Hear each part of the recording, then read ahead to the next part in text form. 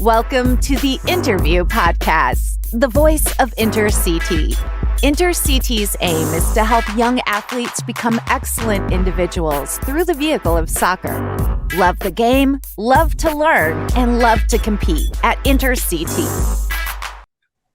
Hi, everyone.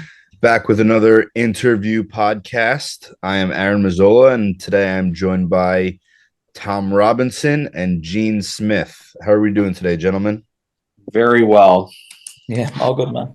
Good.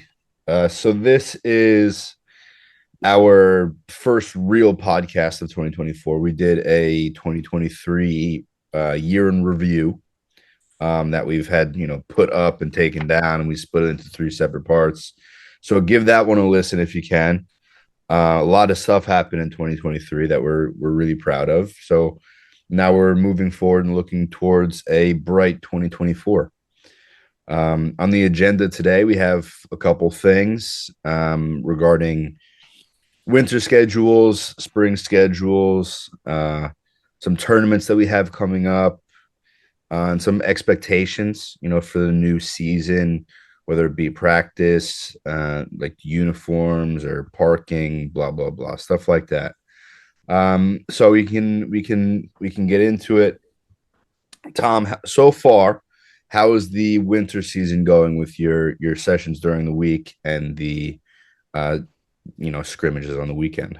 How is that going so far? For me, man, I really enjoy the winter. I from being in this position a long time and just entering my ninth year here, I believe winter is the time where you see kids go from being middle of the roster, lower end of the roster, and really firing themselves up the roster just because they're at everything. It's difficult. We know during the winter families have other commitments, skiing, vacation, some pick up other sports. We get it, but you've also just got to keep in mind those kids that are at it. I've had kids on my teams that haven't missed a single event. I've had some kids that have been at 50%. I've had some kids that have not been in anything yet. And again, we're not calling people out on that. It's just managing your expectations. Obviously, the players that haven't kicked a ball since before Thanksgiving are not going to be in the same position as the kids who have been at everything and doing the extra programs during the winter time. So, I've enjoyed getting back on the field. It's been a little different for me because I'm not just coaching my teams at the moment. I'm covering Coach Sean's teams while he's back in England getting his visa sorted out. So, I'm actually coaching the 2012s, which is an age group that I actually first started coaching years ago when they were U9s with Coach Jack. And it's actually good to kind of reconnect with a few of those guys and see some, and also, get to know some kids that I don't know, because it was, again, that age group that I only did for a year. And then I kind of carried on with the 2010s and picked up the 2014s in between. So, enjoying it. I've got to say, 4 hours back to back at Solno usually leaves me with a massive headache. It's crazy how 4 hours on a Saturday is so much easier. Than 4 hours indoors. But enjoying it, enjoying the teams I'm working with. I'm excited for my 2015s. We've brought in some new faces, some exciting players. So, that's quite exciting to do there. And it's just good to be back on the field. I was talking to one of the families over the weekend. They was, do you have a good holiday period? And I was like, I feel like I celebrated the holidays for like 2 months because I went back to England for the first time in 5 years. Then I came back, went to Florida when it was like rain the whole weekend, and then came back, it was raining in Connecticut. Then we actually had the holiday. So it's good to get back on the field coaching. It's good to be working with some of our our players every week. So personally just enjoying it. What about you guys? Yeah, for me it's the same. It's nice having a couple days off during the week, not on the field, but I do miss the sessions that we've had throughout the fall. Even though I'm working 6 days a week, 7 days a week, I get to spend more time in the 90-minute sessions working on, progressing the team as a whole, as opposed to 1 hour back to back. So coming in the spring, I am looking forward to more sessions. Also warmer weather. That's a good one to look forward to. Although we did get nice stadium jackets. Yeah, I also don't think it's been too bad yet. Obviously, it's been cold. It hasn't been terrible. And I don't want to jinx it because I do have a reputation. I think I said that 17 times in the fall, and every time I said it, it rained on the weekend. Yeah. Yeah, but it has not been too bad. I've not had to break out the hand warmers very often yet. So Yeah. There was one evening I think I had hand warmers, but other than yeah, I think that, the street soccer was colder than what we've done so I far. But agree obviously, it's actually. I expected because agree. it's at night. But Yeah. But yeah, now we're doing the winter league. So this is our fourth week up, coming up on our fifth week of the winter league. And I think it's running fairly smoothly. I know the 2010 and 11 league, the 11 to 11 league is going fairly well. So is, all the 9v9 and 7v7. The league, the games are close, competition's good, and the boys are just having fun. That's the biggest thing. So far this winter, I'd say is a positive. How about you, Gene? No, it's been good. I completely agree with Tom. I think this is the time of year when you see big jumps in skill sets with kids who have really, really put the work in, whether it be, extra time clinics, league group training, and then coming into winter league and doing all the sessions and things along those lines. And we understand everybody's got stuff going on, right? Like, so I don't have the expectation of everybody coming in and doing soccer all the time. Because we have a lot of kids that play basketball and other sports and hockey and all these things, which is good as well.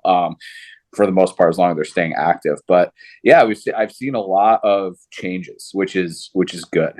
Changes on the positive side of things, especially with some of the girls. Just constantly learn. Like, I was talking Winter League the other day because it was the first time I finally saw, with some of our younger players in the 2011s, 2012s, 2013s, where like they understood space better. And they started playing positions better, and they understood runs off the ball better. Not that it was perfect, but instead of just clumping everybody together and just running after the ball, like we're starting to understand larger concepts. And I think that's also because technically they've gotten better, and they understand they don't need to be on the ball all the time. They know how to create space through movement, through play, and it's good. I'm excited for it. I mean, I think, like I said, we've been able on the girls' side to bring some players in the winter as well and have a look at them, which is good. Some players from other clubs, different areas, and this is a nice time of the season to do things like that as well. Definitely. Yeah, I definitely agree on that. And same with Winter Premier.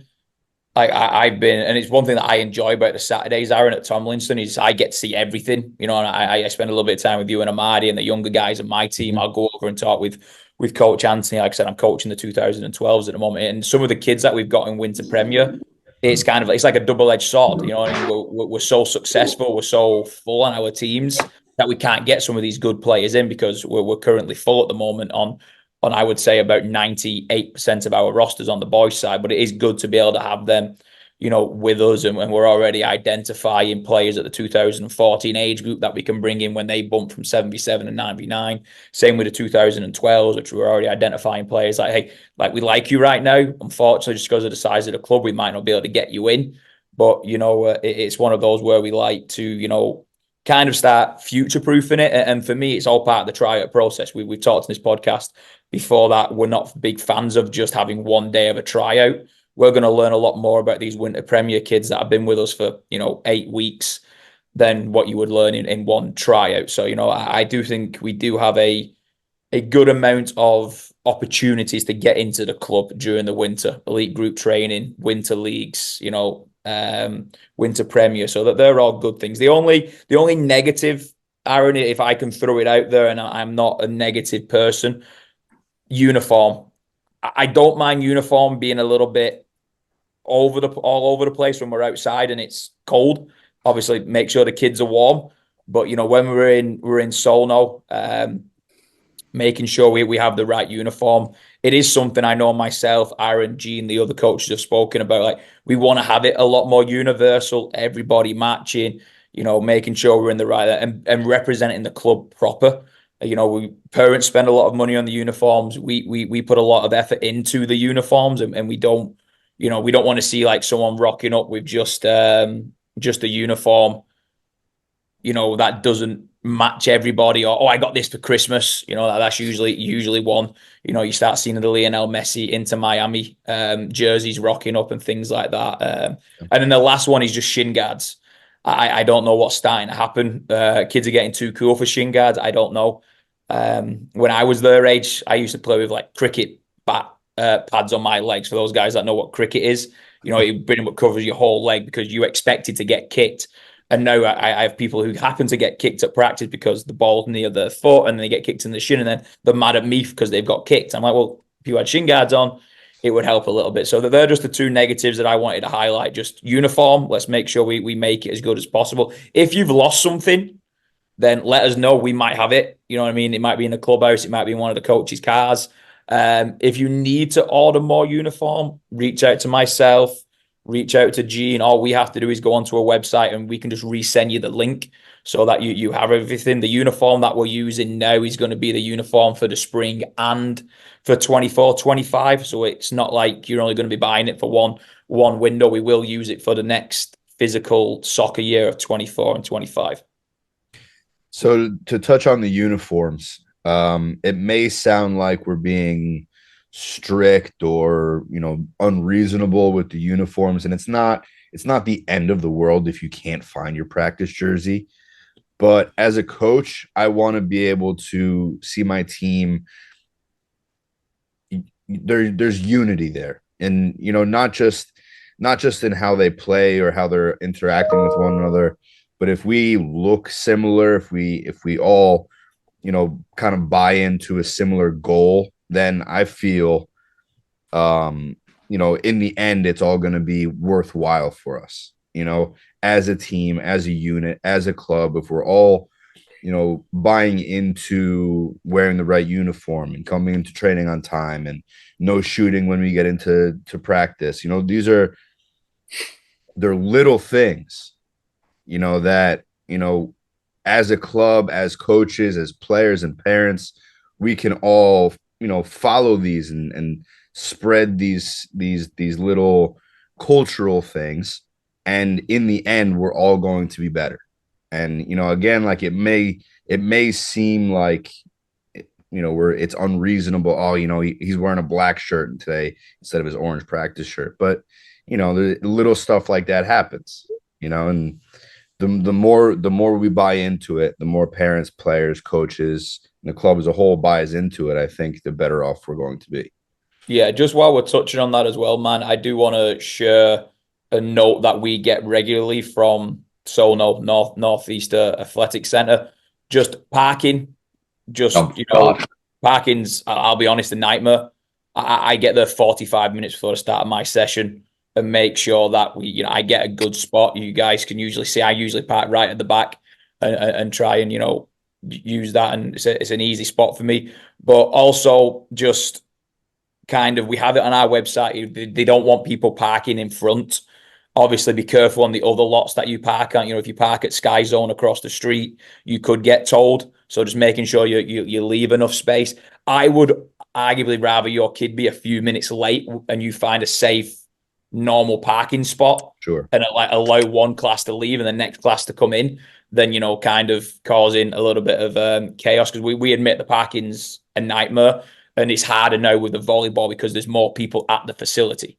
In previous years when we would have 3 fields there, we would only have like 20 people on each field, but now we have like 20 people on the top field. And I don't know, based on the amount of balls I can hear bouncing, it sounds like there might be 1 million people in there at the same time.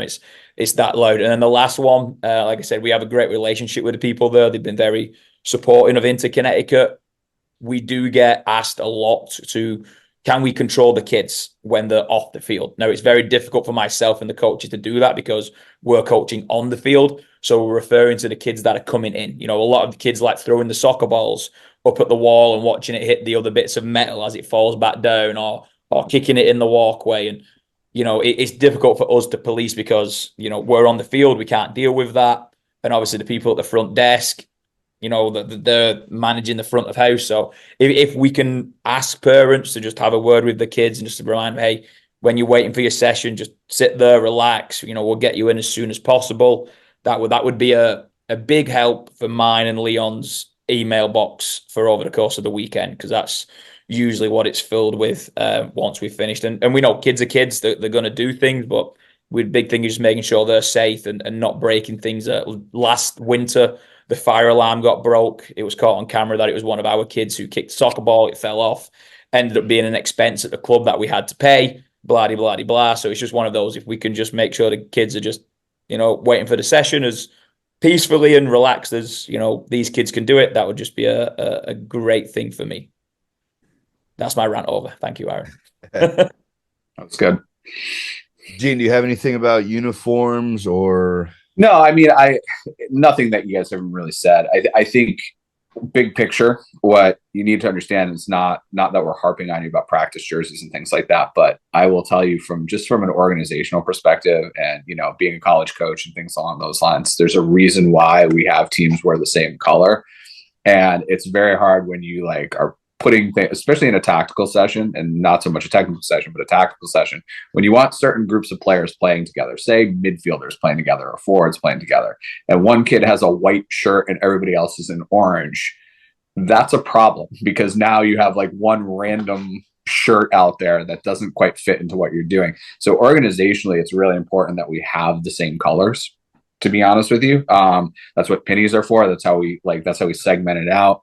We don't want kids, wearing a blue shirt and, having a team that has blue pennies on, because now we have to switch that player. That might not be what we want. And, those things, again, it's really nitpicky. It sounds really nitpicky, but really in the end, again, it's culture. It comes down to culture. It comes down to organization. It comes down to just doing the right thing as a player and taking accountability. And I understand sometimes things get forget or they're not washed or things. I get it every once in a while, but really in the end, try to make it work.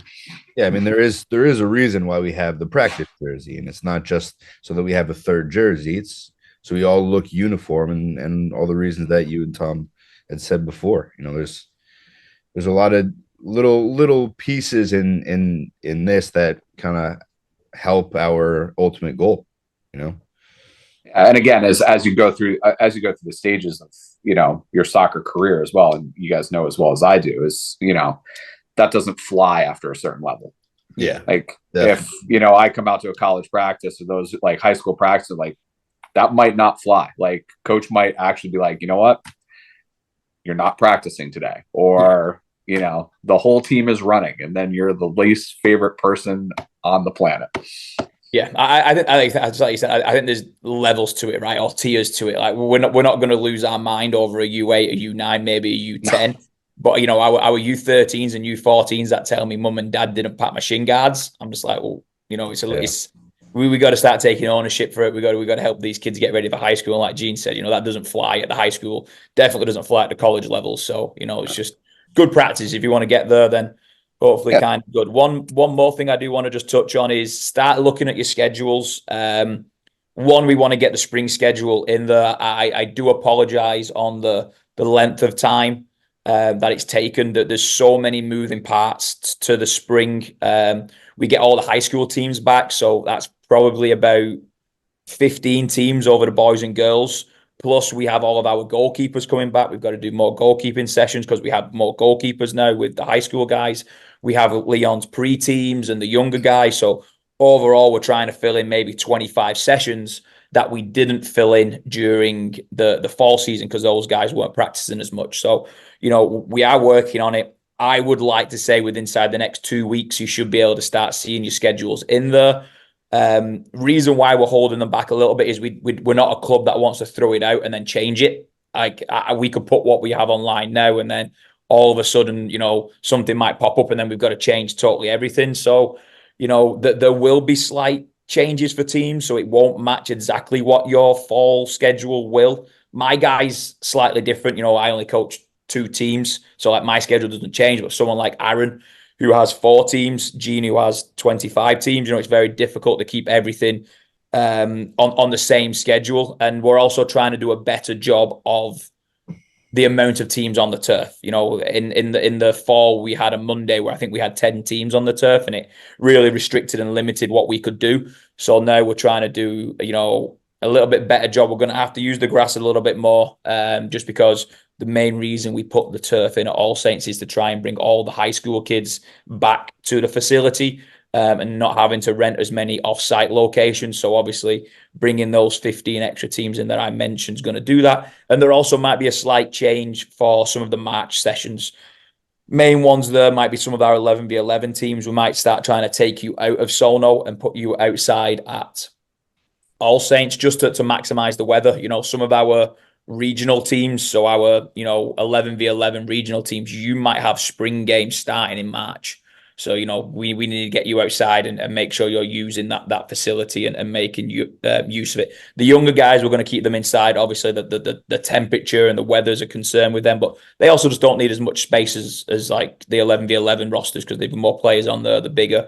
And obviously we've got to get those guys ready, because I was talking with Coach Marty before they started, and we could have our first regional league games the second week of March. So we got to start looking at that. And the main reason for that is, as the spring season gets going, there's more tournaments, there's more state cup tournaments and things like that we've got to be involved in. So we started a little bit sooner, just so that if we do qualify for a regional event down the line, it gives us more time to work on that. So yeah, just keep checking Sports Engine. I love and hate Sports Engine all in the same breath. If you're having issues with it, the best thing is just to re-download the app. Sounds stupid, just delete it, re-download it. Yeah, like blow on it like you used to do like with the old PlayStations and take the disc out. And yeah, it sounds stupid, but it does sound weird. Work. That is the best way to do it, though. Because I was I've had no Sport Engine notifications all week, and then I just did that. I deleted it and put it back on. I was like, oh, there's my 640. Yeah, I'm like, there they are. There they are. So I think this is a good place to transition into some of the tournaments that we have, because we spoke about, you said the regional teams are going to start playing in March, and we have our own kind of program for USL that we're looking to try to run over the winter, and especially in the spring, within Inter. So when AC can come, they can come, but this is primarily going to be a USL pre-academy or select team, however you want to word it, but it's going to be within all of the branches of Inter Connecticut. So the best players from each age group are going to make one team, and we're going to send them to a tournament at the beginning of March. And this, Steven went to this tournament last year, right?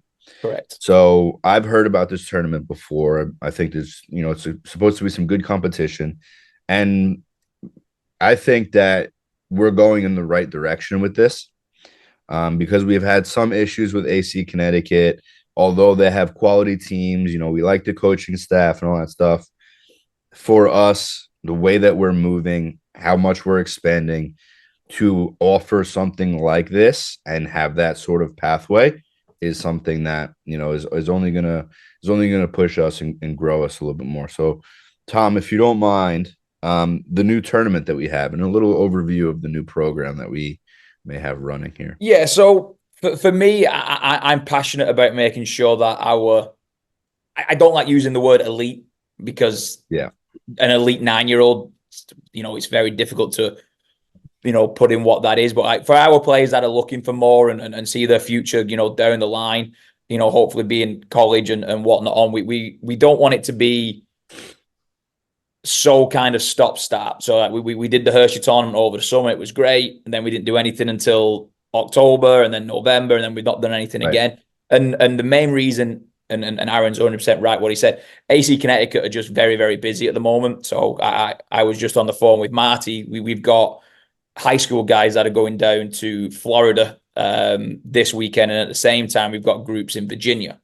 So there's a lot going on from that U13 to U19 age group, mainly in the U15 and older age groups, and the U19 team are back practicing. They've got tournaments coming up and whatnot. So as of right now, there's a lot going on away from the younger side, but I don't want the younger family sat there going, say, like, this pathway is not real. We're not doing enough. You're forgetting about us. So we've basically taken it upon ourselves, like myself, Aaron, Gene, Steve, Anthony, to just make sure we can offer something so that these kids are still going. And how we want it to be is we're doing talent ID just inside Inter Connecticut. And then off the back of the winter, we'll have an idea of what it would look like come the spring. So like for the spring, for the girls, it might be, okay, you're going to be our zone 1 teams. For the boys, it might be when we start doing practices again with AC Connecticut. I already know who my 7 or 8 kids are because we've practiced twice during the winter and we've gone to a tournament. So yeah, the tournament, I can't say it's as nice as going to a tournament in Florida. Virginia's not much warmer this time of the year, but we're going to Long Island. The level of competition is strong. The reason we're going to the tournament is being hosted by East Coast United. And East Coast United are in the ECRL league that we play in as part of AC Connecticut. And it's only 7v7 and 9v9 teams. And we thought, what a great opportunity to go there and just throw our kids in at the deep end and see how they are. If they go in there and do well, then, when they get to U13 and we've got to play against these teams in the league, we'll do well. If we struggle, then we know where we've got to work on and areas to that. So there's going to be more information coming on the boys' side. I practiced with the U10 team last Wednesday. We've got another session this Wednesday with the 13s. The following Wednesday, we'll have the U12s, 2012s, and then after the back of that, we'll start announcing the rosters for the tournament, and then we'll start going down. But yeah, so if you want to make a note in your diary, the girls will be the March 2nd, the Saturday, and the boys would be the Sunday, March 3rd. If you do the Google Maps and you just put it in like how the bird flies, it's about 10 miles away. But obviously you've got the Long Island Sound in the way. So you've got to either take the ferry or you've got to go around. So it's about an hour and a half. And then obviously you got to accommodate for New York City traffic and Long Island traffic. So it's just a one-day tournament. You play 3 games. So, like, if you play in 9 a.m., you play 9, 11, and 1. 3 games done. It's a nice, quick tournament. There's a morning slot and an evening slot, and then we just kind of go from that. And then, like Aaron said, once we kind of get into more of the normality of the spring, we'll get back to our normal practices. Gene will get back to, the girls' regional stuff and the Zone 1 Academy. And we can touch on a little bit more on that in a few minutes. But, that's kind of what we're looking to do. And then other tournaments that we've got is we'll have the Inter-CT Jamboree in Milford. That will be the weekend before Easter. I want to say it's something like the 23rd kind of ballpark. And that's where we'll just bring all the teams in from Inter-Connecticut, from Union, and then we have a few friends from outside that come in and join in, and we just play scrimmages. We just let them, just to get them ready for the season. Yep. And then obviously the big tournament that we do in the spring is the Needham tournament, which is what I'm comfortable saying the Norwalk side of the club will do. Steve's going to do something slightly different in Union. Still going to be in Massachusetts. It's just going to be a different tournament, just because situating the players and getting hotels seems to be a bit of a nightmare. And we were being offered $400 a night for a room in Boston, and I was like, we're not going sightseeing in Boston. We're going there to play a tournament. Yeah. We don't want you guys to be paying that much because it is potentially a 3-day weekend, and it ends up being very pricey if you're paying $400 a night for it. And don't get me wrong, the hotel was absolutely stunning, but considering you're going to spend most of your time on the field, we didn't feel like that was a good one. And then Coach Marty's guys who are in the high school pool, if you're on the regional teams, you'll be down in Potomac, which is just outside DC. Great area, great tournament, insane facility. It's just like a big circle with like 40 fields on the outside. And then the other high school teams that aren't going there, they'll be in Needham with Coach Colin and the other guys. So yeah, a lot of things coming, a lot of information going out. The big thing from me, what day is it today? Monday 29th. I sent an email out to the teams going to Needham about booking your hotel rooms in our hotel. So we're in the same hotel, the boys, that we've been in for the last 2 years, Aaron? 2 years? Yeah, my first year we were at a different hotel. Yeah, so the last 2 years we've been in the Hilton Dedham. Great location. Have gotten kicked out of. Yeah, that one might have been on me. Yeah, so I like the new hotel. Don't get me wrong, it's not the fanciest one. It's a very reasonable price. Oh, it's good looking. And the one thing I like about it the most is I feel like they understand that they've got a hotel full of kids. The other hotel that we used to stay in used to be running weddings and other things going on at the same time, and they'd be like, "Can you tell your kids stop running around and having fun?" I was like, "Well, they're 11, 10 years old. That's exactly what they want to do, is run around and have fun."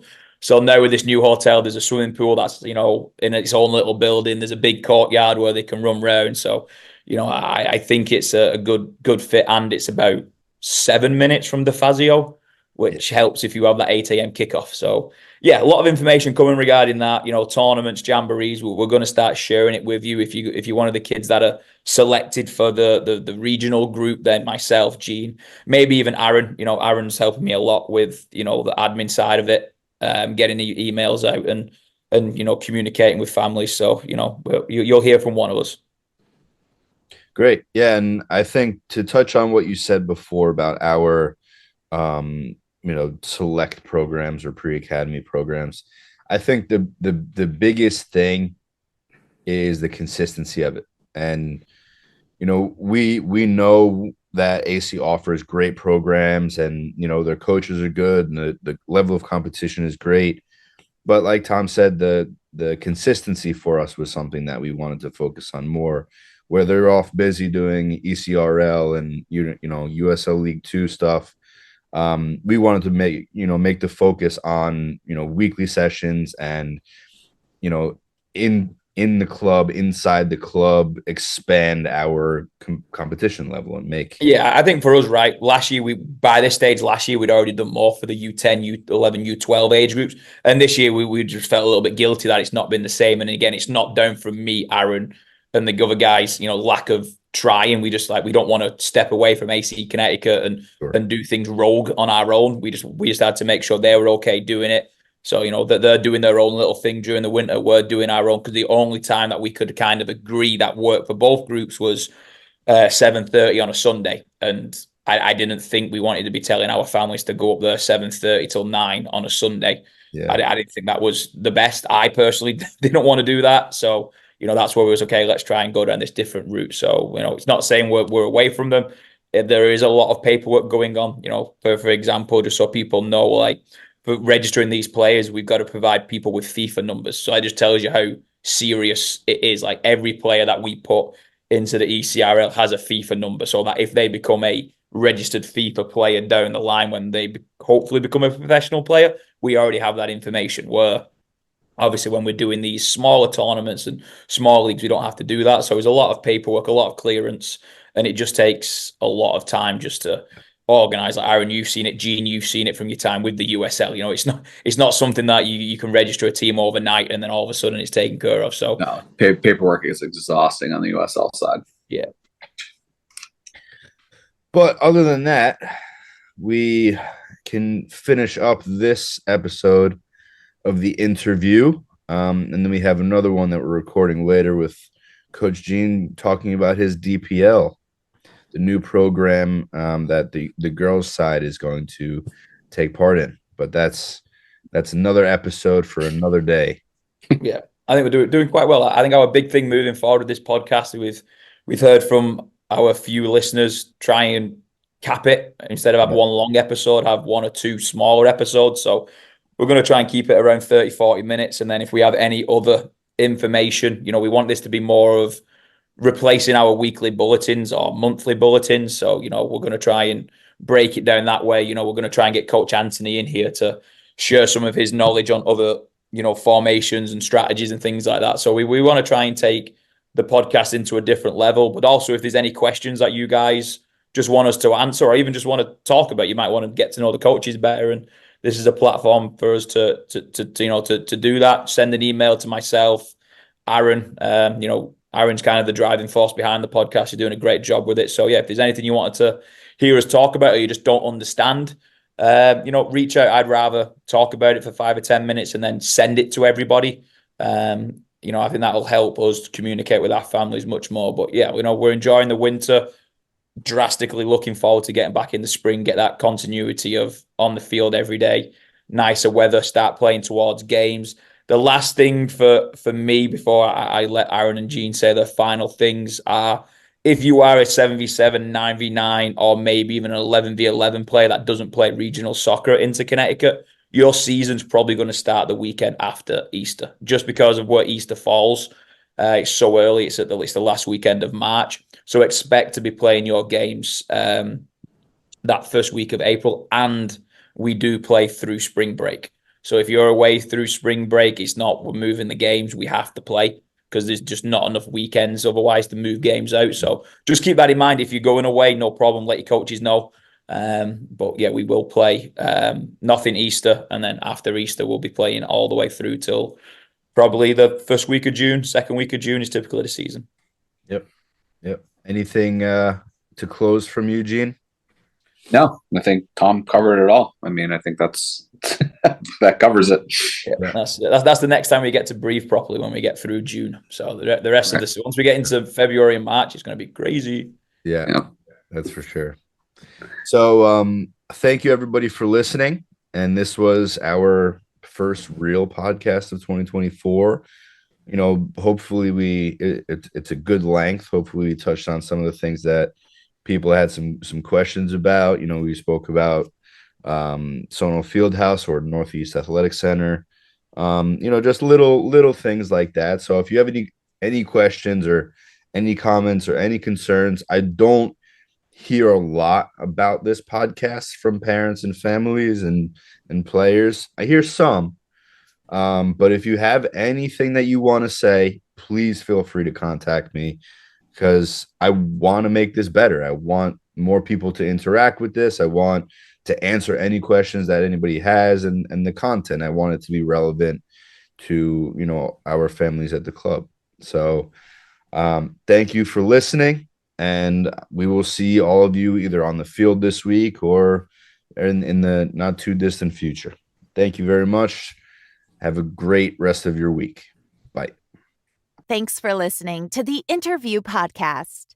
Please subscribe to our YouTube channel, find us on Facebook and Instagram, and check out our website, www.interctfc.com.